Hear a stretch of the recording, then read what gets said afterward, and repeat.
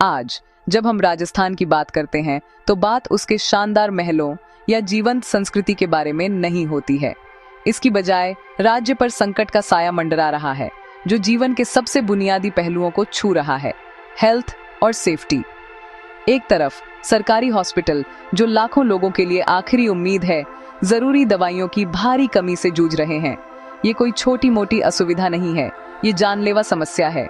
मरीज राहत पाने के लिए आते हैं, लेकिन अक्सर उन्हें खाली फार्मेसी शेल्फ मिलती है, जिससे उन्हें या तो महंगी दवाइयां खरीदनी पड़ती हैं या दुखद रूप से बिना इलाज के ही रहना पड़ता है। राज्य की मशहूर मुफ्त दवा योजना इस व्यापक कमी के बोझ तले दबती दिख रही है। साथ ही पूरे राजस्थान में महिलाओं के जीवन में असुरक्षा की गहरी भावना फैली हुई है। राज्य ने दुर्भाग्य से भारत में महिलाओं के लिए सबसे असुरक्षित जगहों में से एक के रूप में बदनामी कमाई है। हिंसा, उत्पीड़न और हमले की रिपोर्टें परेशान करने वाली हद तक आम हैं, जिससे लगातार डर और चिंता का माहौल बन रहा है। ये सिर्फ आंकड़ों या अखबार की हेडलाइंस के बारे में नहीं है, यह अनगिनत महिलाओं और लड़कियों की डेली रियलिटी के बारे में है, जिन्हें लगातार असुरक्षा की भावना के साथ अपना जीवन बिताना पड़ता है। फेल होते हेल्थ केयर और बढ़ती असुरक्षा का यह दोहरा संकट एक ग्रिम पिक्चर पेश करता है, जिस पर तुरंत हमारा ध्यान और समझ की जरूरत है। समस्याएं गहराई से जुड़ी हुई हैं, जो गवर्नेंस और एडमिनिस्ट्रेशन में सिस्टमैटिक फेलियर्स से पैदा हुई हैं।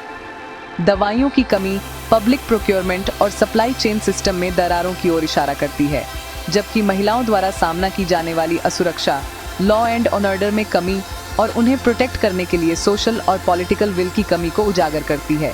ऐसा लगता है जैसे नागरिकों की रक्षा और देखभाल के लिए बनाए गए सिस्टम को खुद ही अर्जेंट केयर की जरूरत है। आम आदमी के लिए इसका मतलब है बेसिक वेल बीइंग के लिए डेली स्ट्रगल और अपने प्रियजनों की सेफ्टी के लिए लगातार चिंता। ये मुद्दे अब एक क्रिटिकल पॉइंट पर पहुंच गए हैं। सुलभ हेल्थ केयर का वादा खोखला लगता है जब डायबिटीज, हाइपरटेंशन या यहाँ तक कि बेसिक इन्फेक्शन के लिए जरूरी दवाएं महीनों तक उपलब्ध नहीं होती हैं। इसी तरह एक सुरक्षित समाज का वादा खाली लगता है जब महिलाएं अंधेरा होने के बाद अपने घरों से बाहर निकलने या अकेले ट्रैवल करने में हिचकिचाती हैं। राजस्थान की स्थिति एक स्टार्क रिमाइंडर है कि एक समाज का हेल्थ केवल उसके इकोनॉमिक ग्रोथ से नहीं मापा जाता है, बल्कि हर नागरिक को बेसिक केयर और सिक्योरिटी प्रोवाइड करने की उसकी एबिलिटी से मापा जाता है। यह गवर्नेंस की एक परीक्षा है जो फिलहाल फेल होती दिख रही है। राजस्थान के सरकारी अस्पतालों में दवाइयों की पुरानी कमी कोई रैंडम घटना नहीं है, बल्कि कई आपस में जुड़ी हुई विफलताओं का नतीजा है। एक प्राइमरी कारण Rajasthan state medical services corporation limited, जो दवाएं प्रोक्योर करने के लिए जिम्मेदार है, और खुद अस्पतालों के बीच कोऑर्डिनेशन में कमी है। जब यह कम्युनिकेशन फेल होता है तो डिमांड का सही अनुमान नहीं लगाया जाता है और ऑन ऑर्डर समय पर नहीं दिए जाते हैं। इसके अलावा क्वालिटी टेस्ट में फेल होने के कारण 42 दवा कंपनियों को ब्लैकलिस्ट करने के बाद सप्लाई चेन बुरी तरह से बाधित हो गई है। जबकि क्वालिटी कंट्रोल बहुत जरूरी है, वैकल्पिक सप्लायर्स को जल्दी से खोजने और अप्रूव करने में विफलता ने एक बड़ा खालीपन पैदा कर दिया है, जिससे फार्मेसियां खाली हो गई हैं। इन कमियों या स्टॉक आउट्स की गंभीरता हेल्थ केयर सिस्टम के अलग अलग लेवल्स पर अलग अलग होती है, लेकिन यह सबसे ज्यादा वहां गंभीर है जहां इसकी सबसे ज्यादा जरूरत है। ग्रामीण प्राइमरी हेल्थ सेंटर्स में, जो ग्रामीणों के लिए कांटेक्ट का पहला पॉइंट है, स्टॉक आउट रेट्स अलार्मिंग रूप से ज्यादा हैं, जो 35 से 40% तक पहुंच रहे हैं। इसका मतलब है कि लगभग हर 10 में से 4 फैसिलिटीज में जरूरी दवाएं नहीं हैं। सब डिस्ट्रिक्ट हॉस्पिटल्स में स्थिति थोड़ी बेहतर है, लेकिन फिर भी चिंताजनक है, जहां 20 से 33% स्टॉक आउट्स हैं, और डिस्ट्रिक्ट हॉस्पिटल्स में 15 से 25% फैसिलिटीज में कमी का सामना करना पड़ रहा है। 25 में हुए एक सर्वे के अनुसार औसत स्टॉक आउट ड्यूरेशन 1 से 7 महीने तक है, जो क्रोनिक बीमारी वाले मरीज के लिए डेवास्टेटिंग रूप से लंबा समय है। डॉक्टरों की भारी कमी से ये संकट और भी बढ़ गया है। राजस्थान में डॉक्टरों की 40% और स्पेशलिस्ट्स की 28% की कमी है। Doctor to population ratio dismal 1666 है, जो वर्ल्ड हेल्थ ऑर्गेनाइजेशन के रेकमेंडेड 1000 से बहुत कम है। एडमिनिस्ट्रेटिव गलतियों ने इसे और खराब कर दिया है। उदाहरण के लिए अप्रैल 25 में 1700 मेडिकल ऑफिसर्स की भर्ती के लिए एक एग्जाम आयोजित किया गया था, लेकिन महीनों बाद भी मेरिट लिस्ट का इंतजार है, जिससे जरूरी पोस्ट खाली पड़े हैं। केओस को और बढ़ाने के लिए सरकार ने 31 मार्च 25 को 600 से अधिक अस्थायी डॉक्टरों की सेवाएं समाप्त कर दी, जिनमें से कई दूर दराज के ग्रामीण इलाकों में सेवा दे रहे थे, बिना किसी रिप्लेसमेंट प्लान के। इन पॉलिसी और एडमिनिस्ट्रेटिव फेलियर्स ने एक परफेक्ट स्टॉर्म पैदा कर दिया है। भले ही कोई मरीज डॉक्टर को देखने में कामयाब हो जाए, लेकिन प्रिस्क्राइब्ड दवा अस्पताल की फार्मेसी में उपलब्ध होने की संभावना नहीं है। उन्हें तब प्राइवेट केमिस्ट से बहुत ज्यादा कीमत पर इसे खरीदने के लिए मजबूर किया जाता है, जिससे राज्य की मुफ्त दवा योजना का पूरा उद्देश्य ही खत्म हो जाता है। सबसे गरीब परिवारों के लिए इसका मतलब है भोजन और दवा के बीच चुनना। यह संकट प्लानिंग, रिक्रूटमेंट और सप्लाई चेन मैनेजमेंट में गहरी स्ट्रक्चरल कमजोरियों को उजागर करता है, जो पब्लिक हेल्थ केयर के वादे को देखभाल की एक फ्रस्ट्रेटिंग और अक्सर फ्यूटाइल खोज में बदल देता है। हेल्थ केयर संकट के अलावा राजस्थान राज्य में एक और गहरा डर फैला हुआ है, महिलाओं को हर जगह मिलने वाली असुरक्षा। राज्य में महिलाओं के खिलाफ अपराधों की लगातार ऊंची दरें दर्ज की गई हैं, जिनमें बलात्कार, उत्पीड़न और घरेलू हिंसा शामिल हैं। यह सिर्फ एक धारणा नहीं है, ये एक ऐसी वास्तविकता है जिसे सरकारी अधिकारियों ने भी स्वीकार किया है, जिन्होंने लॉ एंड ऑर्डर बनाए रखने में विफलताओं को स्वीकार किया है। महिलाओं के लिए इसका मतलब प्रतिबंधों और डर से भरा डेली लाइफ है। काम पर जाने, कॉलेज जाने या यहाँ तक कि मार्केट जाने का सरल कार्य एक कैलकुलेटेड रिस्क बन जाता है, खासकर खराब रोशनी और कम पब्लिक ट्रांसपोर्ट वाले इलाकों में। इस असुरक्षा के मूल कारण कॉम्प्लेक्स और गहराई से एंट्रेंच्ड हैं। एक महत्वपूर्ण फैक्टर लॉ एनफोर्समेंट का अक्सर उदासीन रवैया है, जो महिलाओं को अपराधों की रिपोर्ट करने से हतोत्साहित कर सकता है।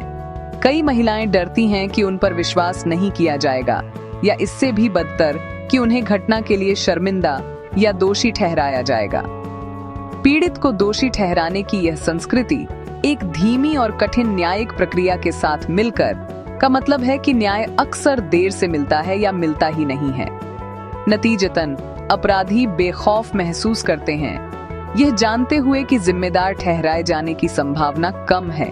यह एक दुष्चक्र बनाता है जहां कम रिपोर्टिंग से बिना दंड के अपराध बढ़ता है और बिना दंड के अपराध से और अधिक अपराध होते हैं।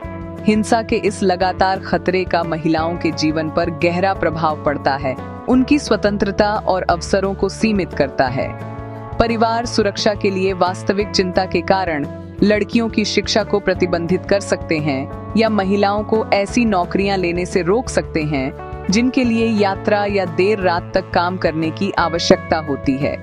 यह न केवल उनके पर्सनल और प्रोफेशनल ग्रोथ को कम करता है, बल्कि पितृसत्तात्मक मानदंडों को भी मजबूत करता है, जो महिलाओं को घरेलू दायरे तक सीमित रखते हैं। मनोवैज्ञानिक टोल बहुत बड़ा है। कई महिलाएं चिंता के एक स्थिर अंडरकरंट के साथ रहती हैं। डर केवल शारीरिक नुकसान का नहीं है, बल्कि सामाजिक कलंक और आघात का भी है, जो इसके बाद आता है।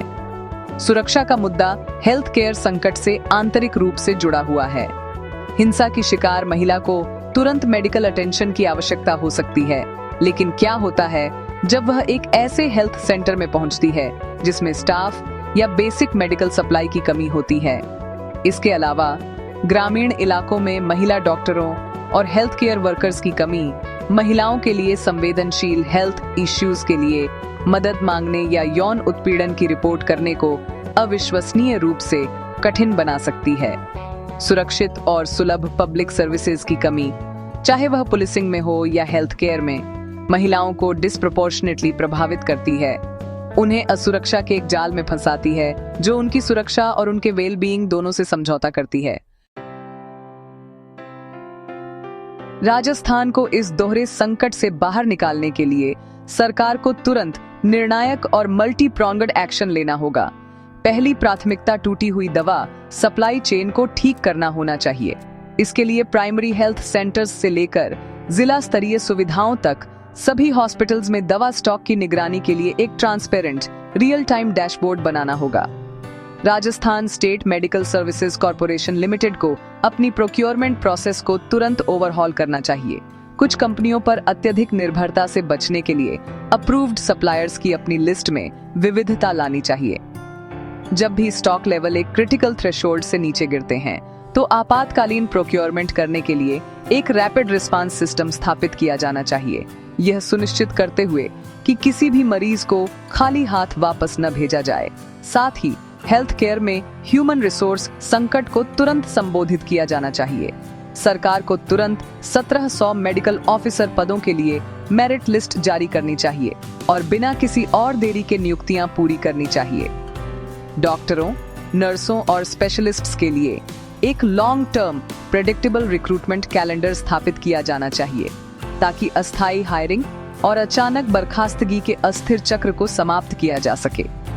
ग्रामीण इलाकों में डॉक्टरों को आकर्षित करने और बनाए रखने के लिए सरकार को बेहतर इंसेंटिव्स, बेहतर रहने की स्थिति और स्पष्ट करियर प्रोग्रेशन पाथ्स की पेशकश करनी चाहिए। एक हेल्थ केयर सिस्टम अपने हेल्थ केयर प्रोफेशनल्स के बिना काम नहीं कर सकता। महिलाओं द्वारा सामना की जाने वाली हर जगह असुरक्षा से निपटने के लिए जेंडर बेस्ड वायलेंस के खिलाफ जीरो टॉलरेंस पॉलिसी लागू की जानी चाहिए, जो ऊपर से शुरू हो। इसके लिए पुलिस बल को सेंसिटाइज करने और यह सुनिश्चित करने की आवश्यकता है कि हर रिपोर्ट किए गए अपराध की तेजी से और निष्पक्ष रूप से जांच की जाए। महिला पुलिस अधिकारियों की संख्या बढ़ाना और हर पुलिस स्टेशन में महिला केवल हेल्प डेस्क स्थापित करना रिपोर्टिंग को आसान और कम डरावना बना सकता है। इसके अलावा स्ट्रीट लाइटिंग, विश्वसनीय पब्लिक ट्रांसपोर्ट और कमजोर इलाकों में सीसीटीवी सर्विलांस जैसे पब्लिक इंफ्रास्ट्रक्चर में निवेश करना बहुत जरूरी है। न्याय तेजी से मिलना चाहिए। महिलाओं के खिलाफ अपराधों के मामलों की सुनवाई के लिए फास्ट ट्रैक कोर्ट्स समर्पित होने चाहिए। आखिरकार इन सॉल्यूशंस के लिए मजबूत पॉलिटिकल विल और ट्रांसपेरेंट गवर्नेंस के प्रति प्रतिबद्धता की आवश्यकता है। पॉलिसी मेकर्स के लिए मुख्य बात यह है कि सिस्टमैटिक प्रॉब्लम्स के लिए सिस्टमैटिक सॉल्यूशंस की आवश्यकता होती है, न कि टुकड़ों में सुधार की।